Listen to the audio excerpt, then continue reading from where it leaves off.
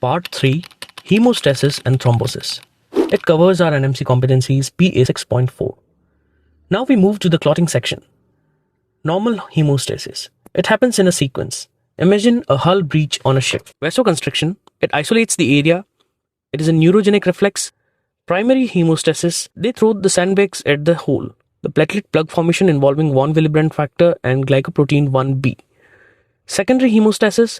It cements the sandbags. The coagulation cascade leads to fibrin mash. Then comes thrombus stabilization and resorption, or the cleanup. Let's break down primary hemostasis. When we talk about primary hemostasis, I want you to think of one phrase, the platelet plug. This isn't the hard fibrin clot yet. That's secondary hemostasis. This is the initial rapid response to injury. We are going to cover the normal physiology, the specific receptor defects that causes famous diseases, and exactly what clinical signs you'll see in a patient. Let's dive in. Normal physiology.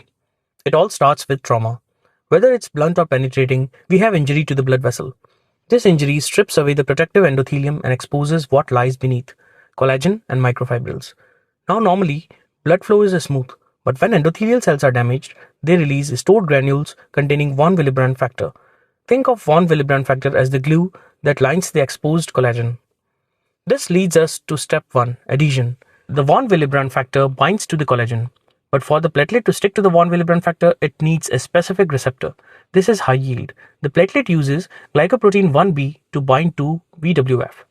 Glycoprotein 1b stands for initial binding.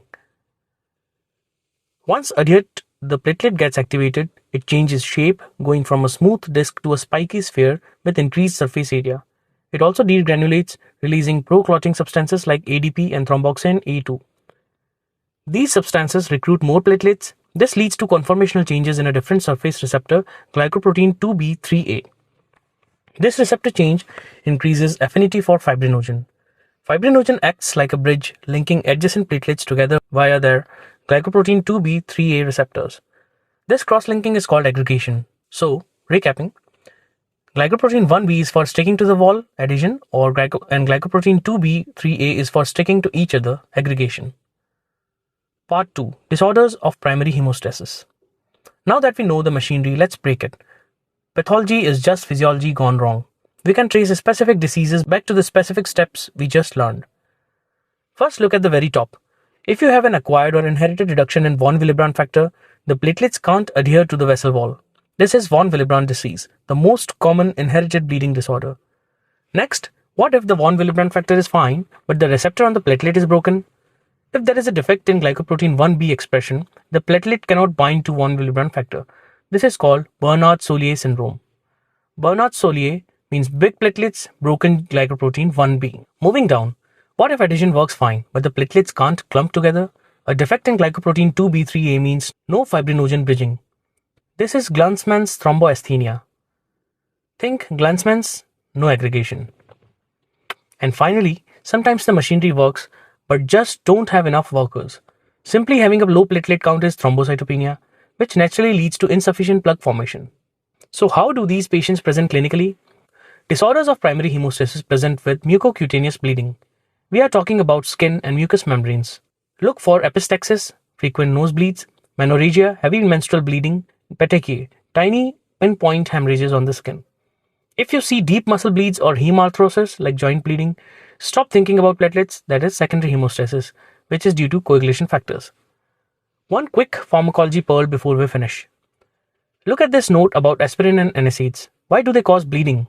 They inhibit cyclooxygenase, COX, which stops the synthesis of thromboxane A2. Without thromboxane A2, you can't recruit more platelets and aggregation is inhibited. This is why we give aspirin for heart attacks, to stop the clot. So there you have it. Injury exposes collagen, glycoprotein 1b binds von Willebrand factor for adhesion, glycoprotein 2b3a binds fibrinogen for aggregation. Break any link in that chain and you get mucocutaneous bleeding. Till now we have built the platelet plug. That was primary hemostasis. Think of it as the bricks. But a wall of dry bricks will crumble if you kick it. You need cement. That cement is fibrin. And the complex factory that creates fibrin is secondary hemostasis or the coagulation cascade. This chart might look intimidating with all the Roman numerals, but we are going to break it down into 3 simple routes: the extrinsic pathway, the intrinsic pathway, and where they meet the common pathway. Let's start on the right side, the extrinsic pathway. Why extrinsic? Because it starts with something outside the blood vessel. When you have tissue injury, the damaged cells expose tissue factor, also known as thromboplastin, to the bloodstream. Tissue factor binds factor 7. Together they form a complex. Tissue factor activates factor 7 into 7A. This complex then shoots straight down to activate factor 10. That's it. It's short, it's fast, it's the spark that starts the fire. Now, on the left side, we have the intrinsic pathway. This is longer and does the heavy lifting. It's triggered by contact factors like collagen, HMWK, and prekallikrein inside the vessel. Here's the sequence you need to memorize. It counts down, mostly. Factor 12 activates 11, factor 11 activates 9, factor 9 with the help of its buddy factor 8 activates factor 10. A great memory aid for the intrinsic factors is the word tenet. 12, 11, 9, 8, 10. 10 is the destination, 8 is the cofactor for 9. The common pathway and the clot. Both pathways meet at the crossroads, factor 10. This begins the common pathway. Once factor 10 is activated into 10A, it teams up with factor 5, the helper, to turn prothrombin factor 2 into thrombin factor 2A. Thrombin is the boss. Thrombin converts fibrinogen factor 1 into fibrin factor 1A. These fibrin strands form a mesh over the platelet plug, sealing the injury. Mnemonic for the common pathway is 10, 5, 2, 1. Vitamin K and the 1972 rule. Before we get to the labs, look at these little asterisks on the chart. These mark the vitamin K dependent factors. This is high yield for pharmacology and nutrition. Use the mnemonic 1972 to remember them.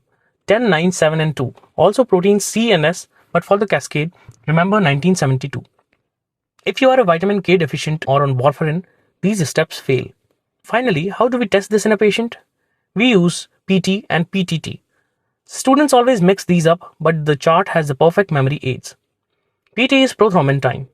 PT measures the extrinsic pathway, factor 7. Play tennis outside. Tennis is extrinsic, it is played outside. It's a faster game, just like the extrinsic pathway is shorter. PTT, partial thromboplastin time. PTT measures the intrinsic pathway, factors 12, 11, 9 and 8. Play table tennis inside. Table tennis is intrinsic, hence played inside. It has more letters, PTT versus PT, just like the intrinsic pathway has more steps. So if you interpret a lab report, high PTT and normal PT means problem is intrinsic. The problem is in factor 8, 9, 11 or 12. High PT or normal PTT problem is extrinsic. It is in factor 7. If they are both high, problem is likely in the common pathway, factor 10, 5, 2, 1 or a massive vitamin K deficiency affecting both sides. Mastering the cascade is all about grouping the spark, extrinsic pathway, the workhorse, intrinsic pathway and the convergence, which is the common pathway. Thrombosis. Virchow's Triad, the Holy Grail. You cannot pass pathology without knowing this triad. 3 factors that lead to thrombosis are endothelial injury, stasis or turbulent blood flow, and hypercoagulability of blood. In endothelial injury, which is the dominant factor, the direct injury exposes the subendothelial collagen or tissue factor. Examples are atherosclerosis, trauma, vasculitis. Next is the stasis or turbulent blood flow. Turbulence causes injury, stasis prevents dilution of clotting factors. Examples are aneurysms, which causes the turbulence, atrial fibrillation, which causes stasis in the atria. And the third one is hypercoagulability of blood. It could be due to primary or secondary causes. The primary are genetic causes, for example, factor V-laden mutation or protein C resistance. The secondary is acquired, for example, prolonged bed rest, cancer, Trougeau syndrome, or oral contraceptives. Morphology of a thrombus. How do you tell a thrombus that is a pre-mortem clot from a post-mortem clot? Look at this table. The texture of thrombus or the pre-mortem clot is dry and friable, while the texture of post-mortem clot is gelatinous, chicken fat due to plasma and currant jelly due to RBCs. Thrombus is attached to vessel wall, whereas the post-mortem clot is not attached. The lines of Zahn are present in thrombus, whereas they are absent in post-mortem clot. Lines of Zahn are alternating pale layers of platelets or fibrins and darker layers of RBCs. They prove that blood was flowing when the clot formed. Hence, they are present in pre-mortem clot or thrombus.